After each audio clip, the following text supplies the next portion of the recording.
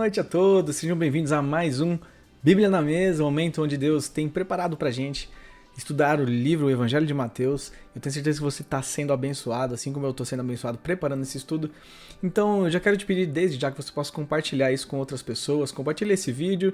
Se você preferir, é até melhor, até mais legal você compartilhar o link que está aqui na descrição do vídeo. Aliás, na descrição do vídeo temos todos os links que você precisa. Temos aqui a bibliografia, de onde a gente tem tirado essas informações, que baseia-se o nosso estudo. Tem também os slides da aula de hoje, né? Todo o vídeo tem o slide da aula do dia, para você, se você quiser ler com mais calma e tudo mais. Então você fica à vontade em relação a isso.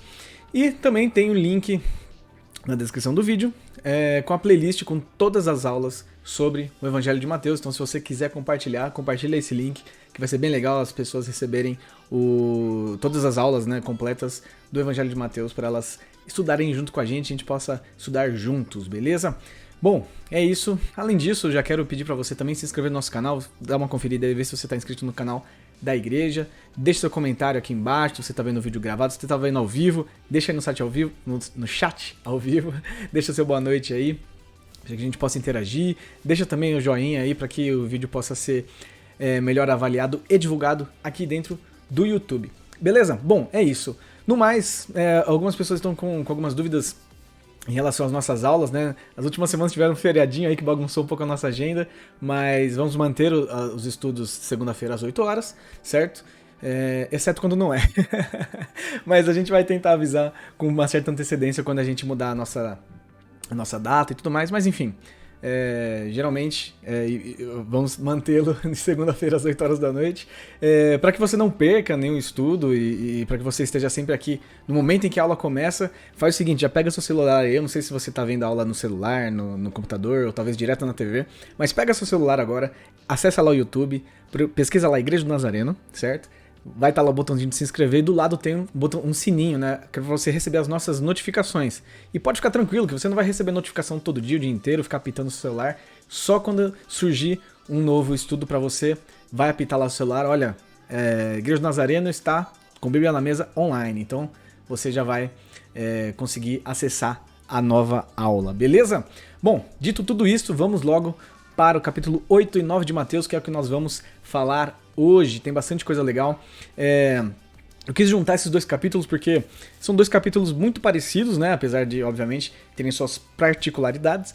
Mas são dois capítulos que falam bastante sobre os milagres de Jesus, principalmente milagres relacionados à cura, né? Então, eu quis juntar os dois para que a gente não tivesse duas aulas muito parecidas, então preferi juntá-los, mas eu preciso confessar uma coisa. Acabou ficando muito grande, então eu vou tentar aqui manter o nosso tempo aqui, fazer um estudo mais reservado aqui a uns 30, 40 minutos, certo? Caso a gente avance um pouquinho, eu acho que eu vou encerrar a aula e na semana seguinte a gente continua, mas vamos ver se vai dar tempo da gente fazer o estudo completo hoje, beleza? Bom, vamos lá. Então, Mateus 8 e 9. Temos aqui, então, vamos fazer um panorama sobre o que esses dois capítulos falam, né? Então, primeira coisa é isso, Jesus ele cura.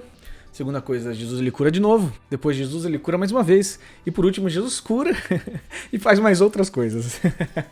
É claro que eu quis brincar aqui um pouco, tô brincando porque a gente vê muitos milagres relacionados à cura nesses dois capítulos e toda hora Jesus cura o cego, Jesus cura o coxo, Jesus cura o mudo, Jesus cura, ressuscita, Jesus cura o endemoniado, Jesus cura uma infinidade de pessoas nesses dois capítulos. Então, por isso que eu coloquei dessa forma aí. Mas é claro que tem muitas outras coisas que Jesus faz e que esses capítulos nos falam aqui no Evangelho de Mateus. Beleza? A ilustração aí dessa noite aí pra nossa aula é do Jorge, na verdade é Jorge Coco, lá da Argentina. Ele faz sacrocubismo, é muito legal. Depois vocês pesquisem Jorge Coco. Procura aí, acho que é .com mesmo. Tem um site dele, ele vende as artes deles, é bem legal. Tem bastante arte bíblica muito bonita. E vai estar ilustrando nossa aula de hoje aí, Jesus curando as pessoas, beleza? Bom, então é isso. Vamos já dar então sequência na nossa aula.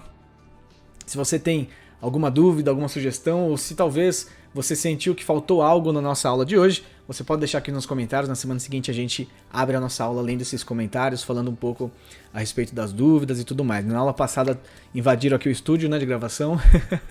Hoje eu tô mais precavido, já deixei a porta trancada ali, mas que bom que a gente está conseguindo fazer esse estudo todos juntos, beleza? Bom, vamos lá então. Jesus cura de novo e depois cura mais uma vez. Vamos começando o nosso estudo falando um pouco sobre isso, sobre as curas que Jesus fez, né? Aqui, então Jesus ele mostra no capítulo 8 e 9 o poder do reino de Deus. Anteriormente, capítulos 5, 6 e 7, nós vimos o que? O Sermão do Monte, o grande sermão, o Sermão da Montanha, onde Jesus ele fala e expressa ali todas as características dos cidadãos do reino. Ou seja, Jesus fala a respeito do reino de Deus, mas das características daqueles que pertencem ao reino de Deus. E nesse momento, no capítulo 8 e no capítulo 9, Jesus continua a falar sobre o reino, mas dessa vez ele vai mostrar o poder que há no reino de Deus. E aí Jesus dá início então ao seu ministério de curas e milagres para provar as suas credenciais, para mostrar que Jesus era sim o Messias, era o escolhido, era o aguardado, ele que era o verdadeiro rei de Israel e filho de Deus, certo? Deus queria mostrar que ele tinha poder sobre as enfermidades, a morte e até mesmo sobre a natureza. A gente vai ver ao longo dos versículos, né, desses dois capítulos, Jesus curando, Jesus acalmando a tempestade, Jesus ressuscitando pessoas, expulsando demônios. A gente vai ver tudo isso acontecendo nesses dois capítulos, tudo isso para Jesus provar ali as suas credenciais, mostrar quem ele realmente era, certo? Aqui no Evangelho de Mateus, nós não temos o primeiro milagre de Jesus, né? Temos relatados lá no Evangelho de João, que transformar água em vinho, né? No casamento lá em Caná da Galileia. Então esse é o primeiro milagre de Jesus, mas aqui Mateus ele se foca nesses milagres relacionados à cura, certo? Então isso é muito interessante para a gente entender hoje, beleza? E o primeiro milagre de cura que Jesus faz é a cura de um leproso, cara. E isso é muito interessante, porque isso tem um grande significado pra gente, né? A lepra na Bíblia, ela não era apenas uma doença, mas ela era também uma figura do pecado. A pessoa que continha a lepra, a cultura daquela época dizia, poxa, essa pessoa pecou, essa pessoa desagradou a Deus e Deus veio e derramou lepra sobre ela. Então tinha esse paradigma a respeito da lepra. Não era apenas simplesmente uma doença, mas era também alguém que estava ali transgredindo a lei, alguém que estava em pecado. Então era considerado uma pessoa imunda. A pessoa tinha que se retirar da cidade, se retirar de onde ela morava, ficar reclusa, porque poderia haver um contágio, né?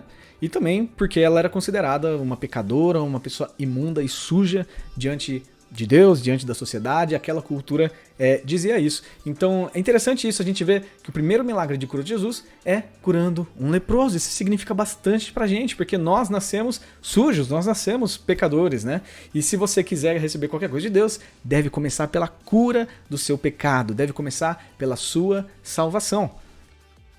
Certo? Então, quando o leproso pede por purificação, Jesus faz algo inconcebível na religião judaica, que é justamente tocar o leproso, né? Como eu já disse, naquela época as pessoas se afastavam e se mantinham longe dos leprosos para não ser contagiados pela doença, e também porque eles eram considerados imundos, né? Então não posso tocar, não posso. E Jesus ele já quebra esse primeiro paradigma, algo que era inconcebível para aquelas pessoas daquela época. Ele vai e toca no leproso, certo? No judaísmo, quem tocasse um leproso era contaminado, recebia em seu corpo a lepra do enfermo. Jesus fez isso por mim e por você na cruz, olha só que interessante. Ele não apenas nos tocou, mas recebeu sobre o seu corpo todos os nossos pecados, todas as nossas chagas, a nossa lepra, né? Morreu e ressuscitou para nos purificar. É por isso que o primeiro milagre de cura de Jesus, ser um leproso, significa tanto pra gente, porque a gente consegue se encaixar nessa história, a gente consegue entender que era para ser a gente na cruz, né? Mas Jesus vem, toca em nós, mesmo nós sendo imundos, mesmo nós estando afastados e distantes de Deus, Jesus vem e toca na gente, né? Se você espera de Deus algum milagre, começa por esse, sabe? Reconheça-se impuro, enfermo, pecador e peça por purificação, sabe? Você precisa disso, nós todos precisamos disso. Então, se existe algum milagre, talvez hoje você fala, poxa, eu não preciso de nenhum milagre, eu não preciso de cura física, eu não preciso de, né, eu me sinto bem, sou uma pessoa realizada, então eu não preciso de algo assim excepcional, graças a Deus está tudo bem na minha vida, sabe? Comece a pedir pelo milagre da purificação, comece a pedir por isso. Jesus, talvez eu esteja meio com algumas lepras, né? Com algumas chagas no meu corpo, talvez eu esteja com algumas manchas. Jesus, tira isso de mim, sabe? Então começa a pedir isso. Se você talvez espera algum milagre de Deus, que seja esse, sabe? O milagre da purificação, que você possa ter o seu corpo purificado, o teu coração purificado, a tua mente purificada e que você possa ser tocado por Jesus nessa noite ainda. Amém? Bom, e nos versos, né, de 1 a 4 diz que quando Jesus então desceu do monte, grandes multidões o seguiram, e eis que um leproso aproximou-se e o adorou, dizendo, Senhor, se quiser, pode me purificar. Olha só que interessante. É exatamente essa palavra que ele usa. Ele não fala, Jesus, o Senhor pode me curar. Ele fala, Jesus, o Senhor pode me purificar. Eu posso ser alguém puro novamente. Porque, olha só que interessante, a cultura daquela época, né, não era apenas uma doença, mas era algo realmente imundo. A pessoa não estava mais, era uma pessoa impura. Né? Então ele clama por isso, porque afinal de contas, ele, entre aspas, não estava nem aí para a doença. O que ele queria era voltar para a sociedade, voltar a ser alguém puro, ter as pessoas olharem e não ver ele como uma pessoa impura, mas ver ele como alguém normal. Né? Então olha só que interessante esse pedido, Senhor, se quiser, pode me purificar. E Jesus estendendo a mão, tocou nele, dizendo, quero sim, fique limpo. E no mesmo instante ele ficou limpo da sua lepra. Então Jesus lhe disse, olhe, não conte isso a ninguém, mas vá, apresente-se ao sacerdote e faça a oferta que Moisés ordenou para servir de testemunho ao povo. Jesus tocou o leproso. Sabe, algo que era proibido pela sociedade. Para aquela cultura, leprosos eram pessoas impuras, além de poder haver contágio da doença pelo toque, certo? Então, esse foi o primeiro milagre de cura de Jesus, a cura do leproso. E logo em seguida, já vem a cura do servo de um centurião. Isso aqui também é muito interessante, mas vamos ler aqui o texto que diz, a partir do verso 5, né? Capítulo 8, verso 5. Tendo Jesus entrado em Cafarnaum, o centurião se aproximou dele, implorando, Senhor, o meu servo está na minha casa, de cama, paralítico, sofrendo horrivelmente. Jesus lhe disse, eu vou lá curá-lo.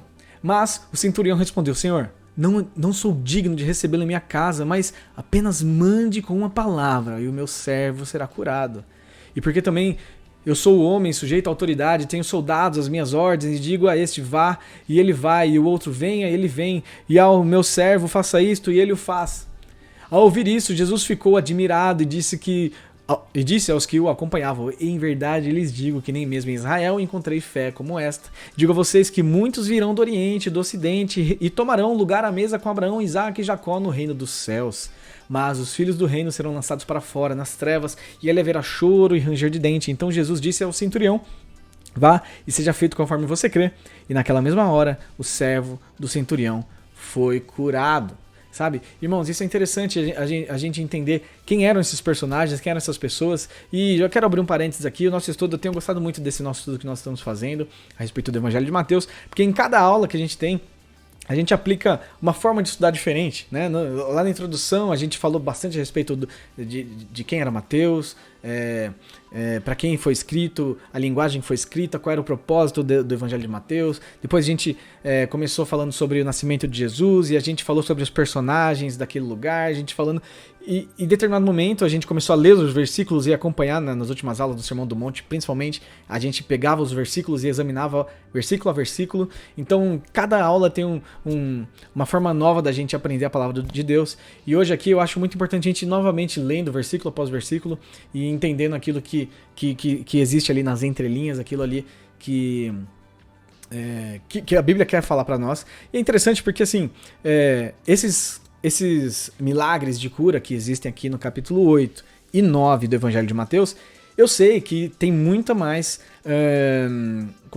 detalhes em outros evangelhos que detalham mais aqui essas histórias, colocam até às vezes o nome dessas pessoas, então assim, mas eu não vou entrar nesses detalhes, né? Porque justamente nós estamos no Evangelho de Mateus. Então eu não quis pegar esses detalhes de outros evangelhos, né? Eu quis manter o foco aqui no Evangelho de Mateus e ler e entender aquilo que Mateus queria dizer, sem olhar em paralelo para outros autores de evangelhos. ok? Então por isso que talvez você fala, nossa Rafa, mas não foi só isso, teve também essa outra... Mas isso está em outro evangelho, então eu vou me focar aqui no evangelho de Mateus, do jeito que Mateus escreveu, para que a gente possa se manter aqui, enfim, no nosso tema da aula aqui, beleza? Bom, enfim, dito esse parênteses aqui, Jesus então chega a Cafarnaum e ali um centurião romano, né, ele vem ao encontro de Jesus para pedir-lhe um favor. E é interessante isso, porque quem era o centurião romano? Ele era um comandante das tropas romanas que tinham ali invadido a Judéia. Olha só que interessante. Então, se você parar para pensar, isso equivale uma nação invadindo a outra, isso equivale como se na Segunda Guerra Mundial nazistas pedindo favores ali à França, à Inglaterra, enfim. Imagina só um nazista pedindo um favor para um francês, né? Quer dizer, não tem sentido nenhum, né? É algo bem distante. Pera aí, nós somos inimigos, por que você está me pedindo um favor? E aquele centurião ali no seu desespero, vendo ali o seu servo ali padecendo na cama, ele vem e pede, Jesus, me ajuda, eu sei que o Senhor pode fazer, eu tô vendo que o Senhor faz milagres, eu sei que o Senhor não precisa nem ir até lá, só de o Senhor estar aqui e falar, e o Senhor ordenar, meu servo vai ser curado, né? E Jesus se admira com tamanha fé desse homem, né? E a prontidão de Jesus em atender esse pedido, mesmo de alguém que era inimigo, né? Mostra o quanto ele estava acima de qualquer ideologia política. Irmãos, isso é fantástico, isso é maravilhoso, né? Eu não sei quantos aqui já viram esses debates, cara, aqui eu vou te falar, viu? Eu fico chateado de ver esses debates. Na verdade, eu nem vejo, né? Mas eu vejo ali no YouTube, ali as chamadinhas, eu fico, nossa, não acredito. E você vê ali 1 milhão de views. Porque aquelas coisas, Jesus era comunista, Jesus era socialista, Jesus era capitalista, Jesus era de direita, era de esquerda. Jesus era do céu. Jesus era do alto, né? Nem de esquerda, nem de direita. Aqui tá espelhado, né? Não era nem de esquerda, pra cá, pra vocês, nem de direita, nem de central. Mas Jesus, ele é do alto, cara. Isso é que importa. E se a gente for debater, né, ideologia política a respeito de Jesus, cara, a gente nunca vai chegar num consenso, porque nem direita nem esquerda são perfeitas, mas Jesus é. E é por isso que eu digo, Jesus não era nem de direita, nem de esquerda. Pode parecer em alguns momentos que ele é de esquerda, pode parecer em alguns momentos que ele é de direita, mas a grande verdade é que Jesus, ele pertence ao reino de Deus, e as regras do reino de Deus, a ideologia política do reino de Deus é completamente diferente das nossas ideologias. Então, entenda isso. Jesus está acima de toda e qualquer ideologia política terrena, certo? Então, olha só isso que interessante, né? Um servo de um centurião romano vindo pedir ajuda. Aliás, o centurião romano vindo pedir ajuda para o seu servo e vindo pedir ajuda para Jesus. E o que acontece é que Jesus o atende de prontidão, fica admirado com a fé, conversa com ele ali de igual para igual, porque para Jesus ele não enxergava um inimigo, não enxergava alguém com uma ideologia política diferente, mas ele enxergava uma pessoa que necessitava dele.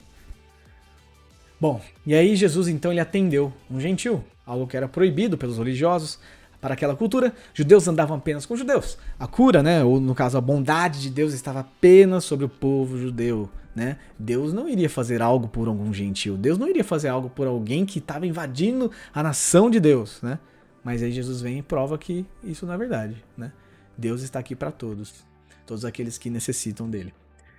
Bom, em seguida temos a cura da sogra de Pedro e no verso 14 e 15 diz: tendo Jesus chegado à casa de Pedro, é interessante, eu não vou fazer nenhuma piada de sogra aqui, porque isso é muito 2010, né? E já passou, não tem mais graça a piada com sogra, até porque minha sogra é maravilhosa. Mas eu acho interessante aqui ressaltar um ponto, e não é piada, mas a gente vê que Pedro não pede pra Jesus curar a sogra. Pedro fica quietinho na dele lá.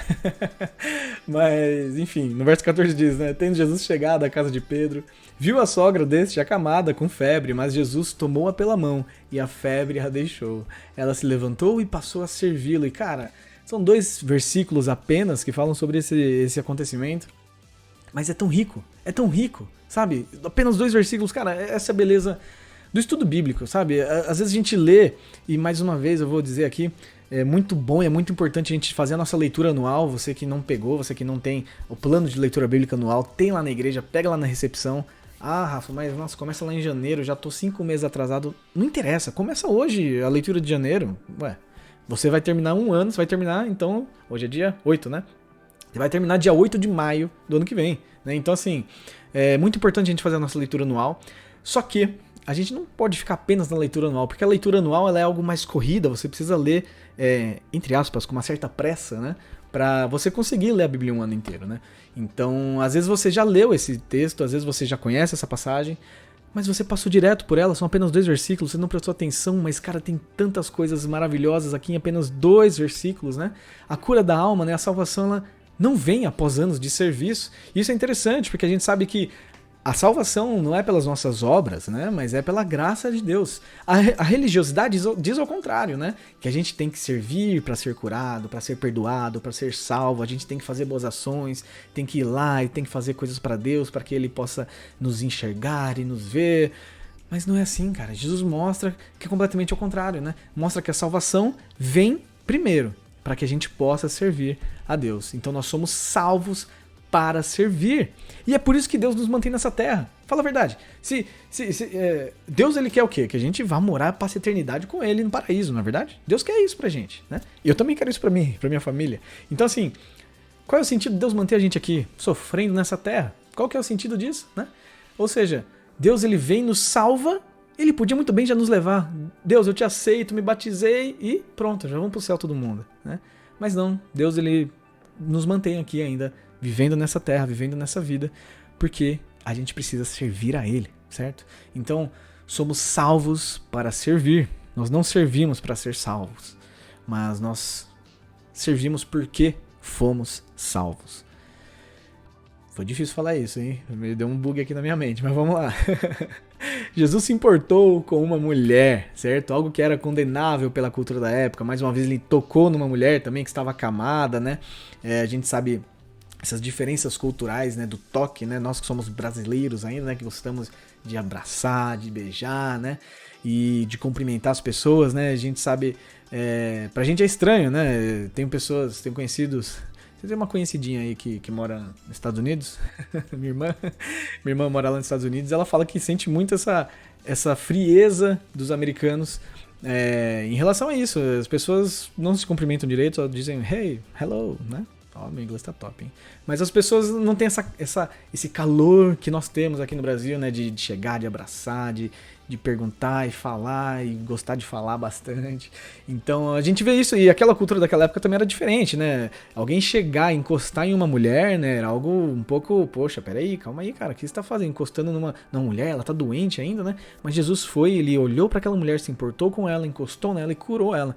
Então é interessante demais a gente ver o que Jesus fez, né? E existem muitas outras curas relatadas aqui nos versos 16 e 17. Ao cair da tarde, trouxeram a Jesus muitos endemoniados e apenas com a palavra expulsou os espíritos e curou todos os que estavam doentes.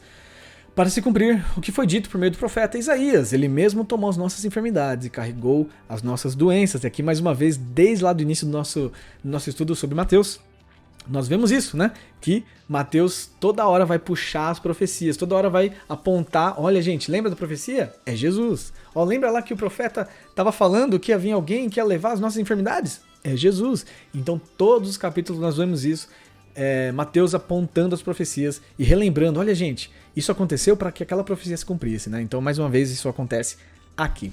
Certo? Interessante a gente ver isso. Nos 3 primeiros milagres aqui do capítulo 8 de Mateus, Jesus quebra o ritualismo, né? Com a atitude de tocar no leproso, tocar na mulher e tocar no gentio. Olha só que interessante. Então Jesus ele vem já logo com o pé na porta. Fala assim, olha, eu vim para curar, eu vim para salvar. Mas não quem é bonzinho, não quem é santo. Eu vim para salvar os pecadores, eu vim para salvar o leproso, eu vim para salvar a mulher, eu vim para salvar o homem, eu vim para salvar o gentil, o que está longe, o que está perto, eu vim para todos, salvar a todos, certo? Jesus não veio afirmar uma agenda política, Jesus veio para as pessoas, então não importava quem era a pessoa, o cargo social dela, o gênero dela, não importava o tipo de doença que ela tinha, não importava quem a pessoa era, Jesus ele veio pelas pessoas, certo? Jesus não veio para os santos, mas veio para os pecadores. As curas continuam no capítulo 9, né? A cura de um paralítico em Cafarnaum, e aqui eu vou me focar apenas nas curas, certo? Depois nós vamos entrar, tem mais detalhes no capítulo 8, daqui a pouco a gente vê. Mas no capítulo 9 continua então, né, com a cura de um paralítico em Cafarnaum.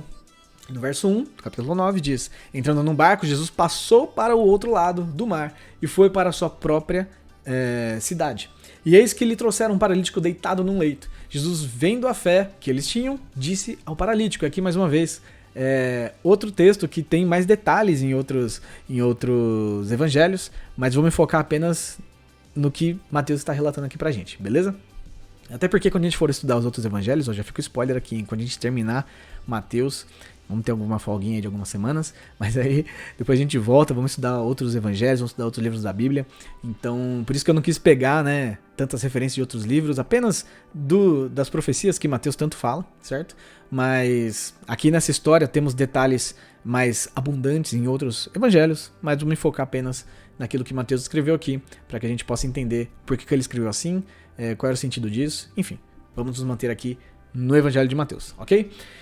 Bom, enfim, eis que lhe trouxeram um paralítico deitado num leito. Jesus, vendo a fé que eles tinham, disse ao paralítico: coragem, filho, os seus pecados estão perdoados. Mas alguns escribas diziam entre si: ele está blasfemando. E aqui em outras versões diz: alguns escribas pensavam, estavam aflitos em seu coração.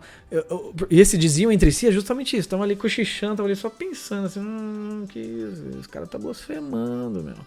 Esse cara aí não tem poder pra isso não, meu. Quem ele pensa que é pra perdoar pecado? Só Deus pode fazer. Sabe? Então eles estavam ali entre eles, ou seja, não estavam falando isso abertamente, mas estavam pensando. Mas Jesus é Jesus. Jesus é Deus, né? Jesus, porém, conhecendo os pensamentos deles, disse: por que vocês estão pensando mal com seu coração? Por que vocês estão pensando mal em seu coração? E no verso 5 continua: pois o que é mais fácil dizer? O que é mais fácil eu fazer? É perdoar os pecados ou curar ele da paralisia dele, né? Então, isso é para que vocês saibam que o Filho do Homem tem autoridade sobre a terra para perdoar pecados. Então disse ao paralítico: levante-se, pegue o seu leito e vá para casa. E o homem se levantou e voltou para casa, né? Vendo isso, as multidões possuídas de temor deram glória a Deus que tinha dado tal autoridade aos homens. Fiquei na frente aqui. Tal autoridade aos homens, certo? Bom, Jesus, então, ele perdoa os pecados e os escribas o acusam de blasfêmia. Para eles, ninguém poderia perdoar os pecados. Jesus mostra, então, a sua autoridade e poder de salvar, libertar e perdoar os pecados ao realizar o milagre da cura, né? Após o milagre, a multidão deu glória a Deus, né? E por que isso acontece? Porque a gente dá mais atenção sempre ao que é visível. Tudo aquilo que a gente consegue ver, aquilo que a gente consegue enxergar, a gente dá mais valor, né? Nós somos seres visuais, né? Então, é interessante demais, porque Jesus vem e salva aquela pessoa, ou seja, olha, você vai passar a eternidade no céu. E as pessoas nem ligaram. Mas aí quando Jesus vem e, entre aspas, né, faz ali o seu show de milagres, olha aqui, então levanta e anda, né? E aquele homem levanta da cama, todo mundo, uau, Jesus curou, o cara vai voltar a andar. Mas peraí, passar a eternidade com Deus, ser salvo da morte, é algo infinitamente melhor e maior, né? Mas como nós somos seres visuais, a gente talvez não ligue muito pra isso, porque é algo que a gente não está vendo acontecer. A gente não está vendo a pessoa literalmente ser salva e alcançando o céu e vivendo a eternidade com Deus, mas um coxo voltar a andar é algo realmente extraordinário, né, de a gente ver. Isso acontece por causa disso, porque a gente dá mais atenção àquilo que é visível. Então só depois desse milagre que as pessoas começaram a dar glória a Deus e tudo mais. E é interessante porque a gente é assim ainda hoje, né? Que a gente possa ter a mesma alegria em ver um pecador sendo salvo, a gente ver alguém se arrependendo dos pecados como um milagre em nossa vida, sabe? Um milagre financeiro, um milagre de cura física, enfim, cura espiritual, cura da alma, enfim, das emoções. Mas que a gente possa ter a mesma alegria em saber que alguém foi perdoado, alguém se arrependeu dos pecados, alguém aceitou a Jesus, quando a gente vê também milagres acontecendo visualmente, certo? Aqueles que são de Jesus se importam com o invisível, a salvação, que você possa se importar com isso, certo? Porque o milagre da salvação é o mais belo que Jesus pode fazer por nós, né? Por mais que seja algo invisível, por mais que seja algo que talvez ninguém consiga enxergar hoje, é um dos milagres mais belos que Jesus pode fazer pela nossa vida, certo? Logo em seguida, então, Jesus cura a mulher enferma, a cura de uma mulher enferma, né? E aqui, né, eu deixei... Isso aqui acontece entre a filha de Jairo, né? Mas eu separei os dois aqui, vou fazer de um jeito diferente, certo? Vamos direto aqui pra mulher enferma, certo? E no verso 20, então, capítulo 9, verso 20, diz que eis que uma mulher que durante 12 anos vinha sofrendo de uma hemorragia, veio por trás de Jesus e tocou na borda da capa dele. Porque dizia consigo mesma, se eu apenas tocar na capa dele, ficarei curada. Então Jesus, voltando-se e vendo-a, disse, coragem, filha, sua fé salvou você. E desde aquele instante, a mulher ficou sã, ou seja, ficou curada. Né? Jesus cura uma mulher que o toca, ele percebe o tamanho da fé daquela mulher, ele percebe ali sair virtude dele. Né? Em outros textos, em outros evangelhos, temos mais detalhes a respeito desse trecho aqui. Eu tô falando muito isso, né? Mas eu não vou entrar nesses detalhes hoje. Vou me ater apenas no Evangelho de Mateus. Tô me repetindo, desculpa aí, mas vamos lá. Mas é interessante, é exatamente isso. A gente não precisa de muito, sabe? Apenas tocar a capa já é suficiente. O que isso quer dizer, sabe? Às vezes a gente pensa que a gente precisa fazer as nossas orações eloquentes, né? Oh, grandioso Deus, céu poderoso, sustentador do céu e da terra, eu preciso da tua ajuda, Senhor soberano, sabe? Você não precisa falar assim com Deus. Você pode? Pode, tudo bem, não tem problema nenhum. Mas o que eu quero dizer é que às vezes você nem tem nem forças para isso. Às vezes você nem consegue. Essa mulher no meio daquela multidão também não conseguiria tocar Jesus. Então o que ela faz? Ela entende, não, peraí, eu não preciso falar com ele. Jesus é tão poderoso que só de eu tocar, ele já vai me curar. Aliás, não preciso nem tocar nele. Se eu tocar nas vestes dele, eu já vou ser curada. Entende? Percebe? O que eu quero dizer é que talvez você não tenha forças para orar, talvez você nem saiba o que está passando com você. Nossas emoções são algo confusos, né? É algo confuso. Às vezes a gente nem sabe o que a gente está passando, mas a gente está sentindo uma tristeza, uma angústia, a gente está sentindo uma ansiedade.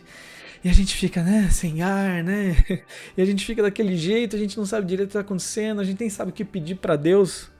A verdade é essa, apenas toque nas vestes, sabe? Apenas chama por ele, sabe? Jesus, eu não sei o que está acontecendo, não cuida de mim, entende? Você não precisa de muito, não precisa ficar explicando, Deus sabe o que você está passando, mas se coloque na presença dele, entende? Então, apenas faça, eu não queria usar essa palavra, mas eu vou usar, eu sei que vocês vão entender. Apenas faça o mínimo e Jesus vai fazer o máximo por você, certo? Não gostaria de usar essa palavra porque parece que pode dar outra conotação, né? Fazer o mínimo, quer dizer, então que a gente não precisa fazer, né, a excelência, mas não é isso, né? Eu sei que vocês entenderam o que eu quis dizer, né? Você não precisa fazer tanto assim, porque Jesus já fez por nós, né? É isso que eu quero dizer. Então, você pode sim, talvez você não tenha forças para alcançar Jesus, talvez você não tenha forças para pedir, não saiba nem como pedir, apenas clame pelo nome de Jesus, que isso já é o suficiente para ele vir ao seu socorro, certo? Não precisamos de orações eloquentes, não precisamos de campanhas de oração, campanhas de mensagens, né? Basta clamar o nome de Jesus, certo? E aqui mais uma ilustração aí do Jorge Coco. Bem legal, a mulher tocando as vestes de Jesus, Jesus percebendo. Achei bem bonito essas artes dele, viu? Muito legal, muito legal. Embora aqui Jesus tá numa pose que parece que ele não tá gostando muito. Oh, sai fora, meu, não me toca não. mas bem bonito, gostei. Então é isso, a fé colocada em ação pode mover o sobrenatural de Deus, certo? Bom, e aí nós vemos então o pedido do chefe da sinagoga e, logo em seguida, a ressurreição da filha do chefe da sinagoga, né? Isso, é por isso que eu disse que o que aconteceu com a mulher anteriormente, né, a mulher do fluxo de sangue, o que aconteceu com ela foi entre esse trecho aqui do chefe da sinagoga, agora que Jesus estava indo na casa dele, que foi o que aconteceu. Mas eu separei aqui pra gente entender melhor a história. Então, no verso 18 diz, né, enquanto Jesus lhes dizia estas coisas, eis que um chefe da sinagoga, aproximando-se, o adorou e disse, minha filha morreu agora mesmo, mas venha pôr a mão sobre ela, ela viverá. E Jesus se levantou e o seguiu, juntamente com seus discípulos. E aí no caminho ele encontra a mulher do fluxo de sangue, né, e acontece aquilo que nós vemos anteriormente. E, logo em seguida, Jesus então chega à casa do chefe da sinagoga, né? E no verso 23 continua a história então. Jesus chegou à casa do chefe, vendo os tocadores de flauta e o povo em alvoroço, disse, saiam daqui, porque a menina não está morta, mas dorme. E riam-se dele, ou seja, começaram a fazer chacota. Aí, esse cara aí chegou agora, nem sabe o que está acontecendo, ela já morreu, já. Você vai desperdiçar tempo aí, você vai orar, mas ela está morta. Começaram a caçoar de Jesus. Mas quando eles saíram, né, saíram todos da casa, Jesus ficou ali, Jesus orou, ele entrou e tomou a menina pela mão e ela se levantou, né? E a notícia deste acontecimento se espalhou por toda aquela terra, né? Então, Jesus ressuscita a filha do chefe da sinagoga. Isso mostra pra gente que nada é impossível para Jesus. Não importa o nível, o grau da sua enfermidade, não importa o que você esteja passando, nada é impossível para Jesus, certo? A nossa fé pode curar outras pessoas, cara. Você consegue entender isso? Olha só que interessante. A filha dele estava morta. A filha do chefe da sinagoga, né? Estava morta. Ela podia crer? Não, ela estava morta. Mas quem creu por ela? O próprio pai. E o pai foi lá chamar Jesus. Jesus, eu sei que se o Senhor tocar na minha filha, ela pode voltar à vida. Ou seja, a minha fé em acionar Jesus, em vir e me aproximar de Jesus, pode salvar minha filha. Olha só que interessante. Lá em cima, quando eu digo nos versículos para cima, né, anteriores, a gente vê no capítulo 8, o servo do centurião. Nós vemos o quê? Mais uma vez, o centurião tendo fé, ou seja, pelo seu servo. Olha só que interessante. Ele teve fé, falou, ó, Jesus pode curar o meu servo. Então eu vou lá falar com Jesus. Ou seja, a fé do centurião curou o servo. Mais uma vez aqui, a fé de um pai fez a filha ressuscitar.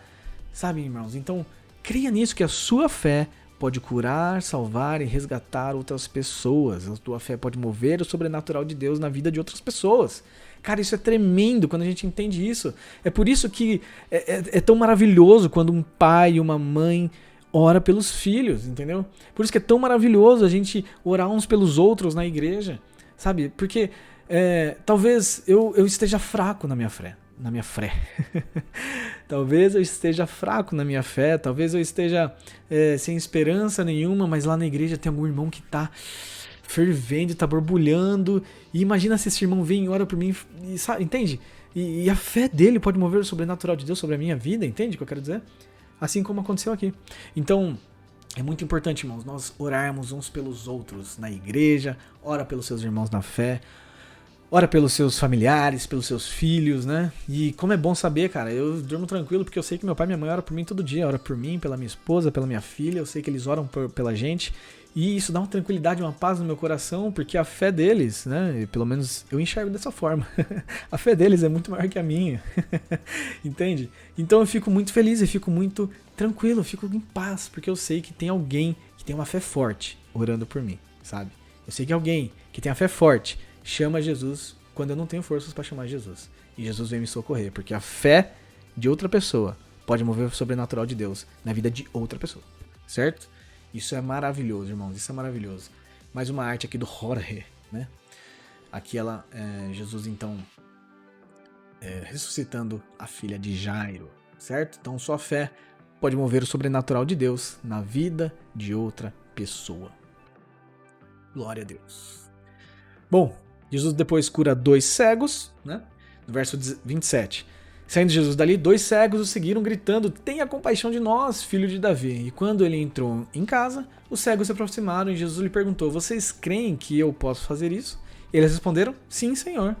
Olha que interessante, os cegos nem pediram para Jesus curar a cegueira. Olha que interessante, eles simplesmente pediram o quê?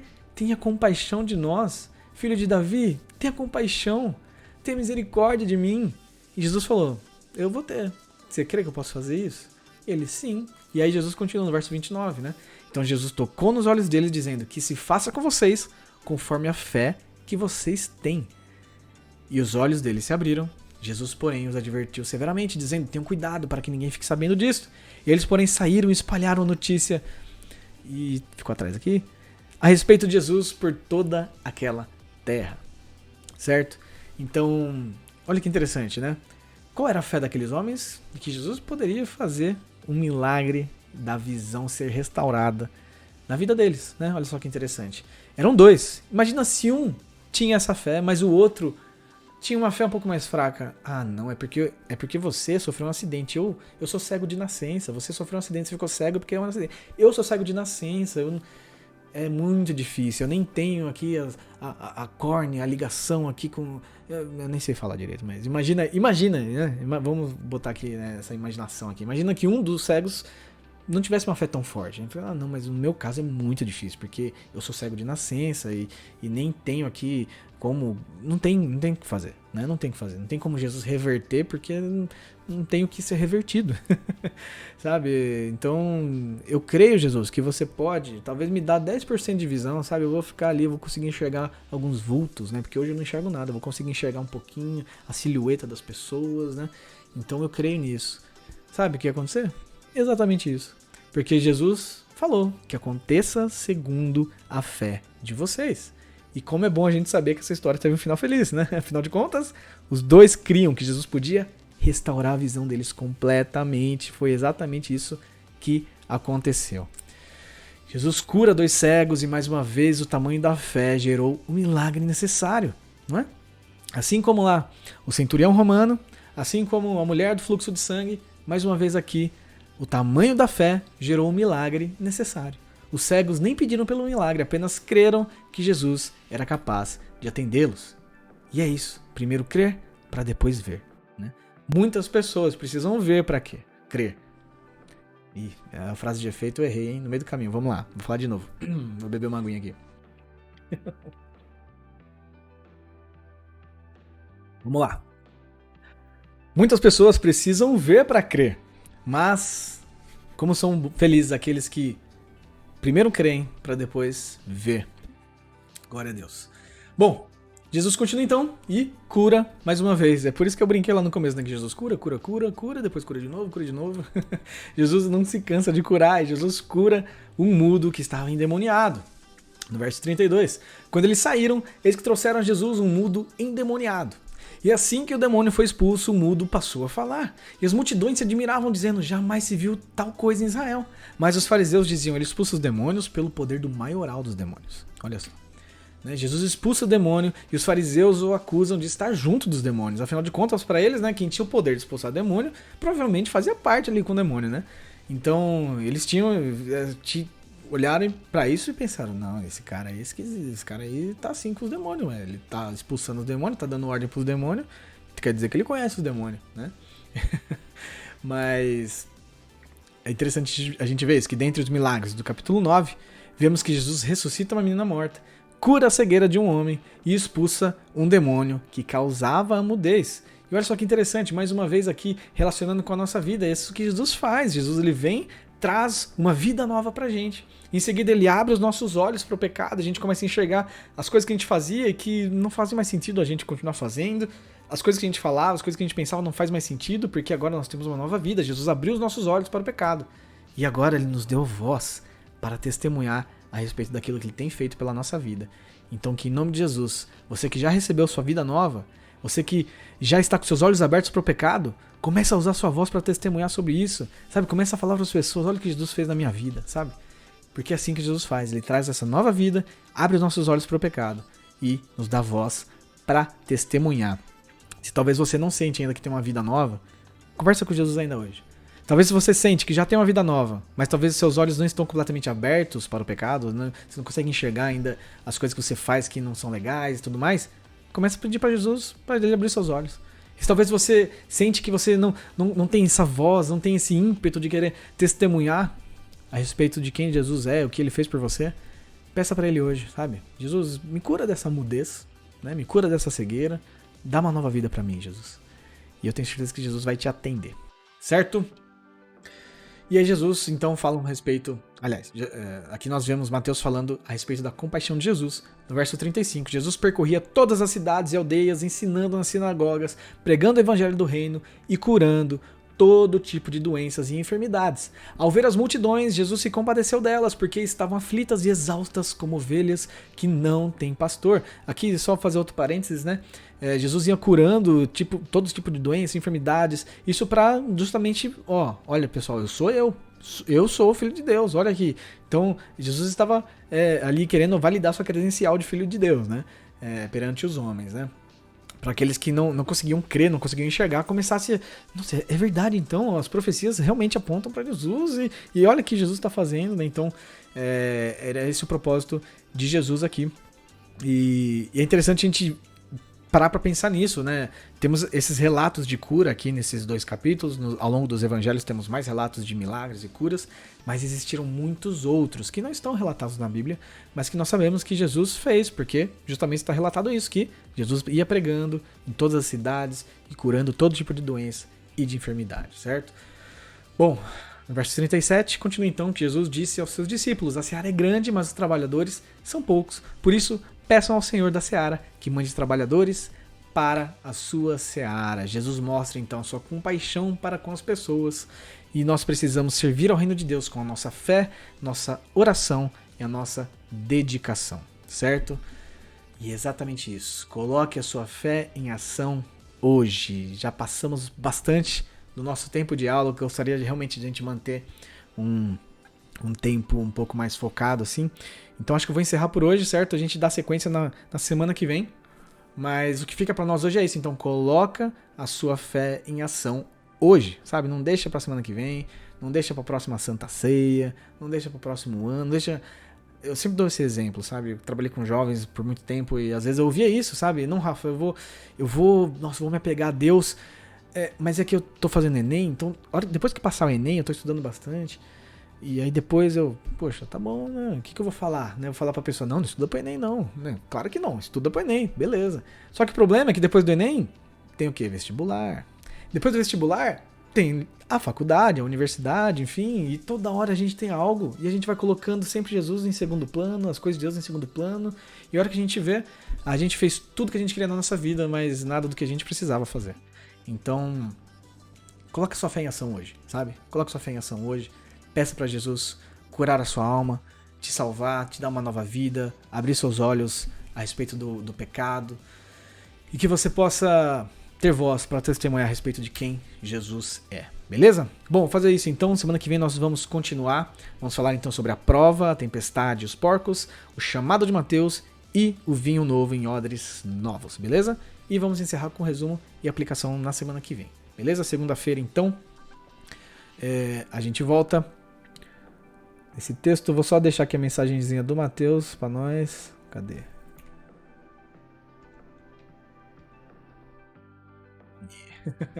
Então se aproveita que você tá com a sua Bíblia aí na mesa, que você tá com o seu caderninho, você tá reunido em família aí, aproveita e já lê então.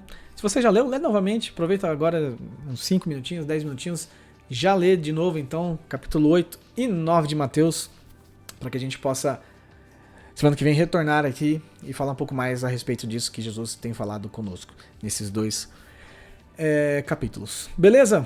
Pessoal, é isso então. Deus possa abençoar vocês, que possamos continuar então nessa trajetória aqui no Evangelho de Mateus. Mais uma vez, qualquer dúvida, qualquer sugestão, qualquer comentário, se você acha que eu esqueci algo de falar algo aqui, você pode deixar aqui nos comentários, a gente abre a nossa aula seguinte falando dessas coisas, beleza? Então é isso, galera. Deus abençoe. Não se esqueça, certo? Uma Bíblia caindo aos pedaços pertence a alguém que não está caindo aos pedaços, então não se acanhe, devora a sua Bíblia mesmo, escreve, rabisca, grifa, faz o que você quiser com ela, mas não deixa ela parada, não deixa ela fechada, não deixa ela empoeirando, usa mesmo a sua Bíblia, porque é bênção para as nossas vidas, beleza? Deus abençoe, pessoal. Até semana que vem, então. Valeu!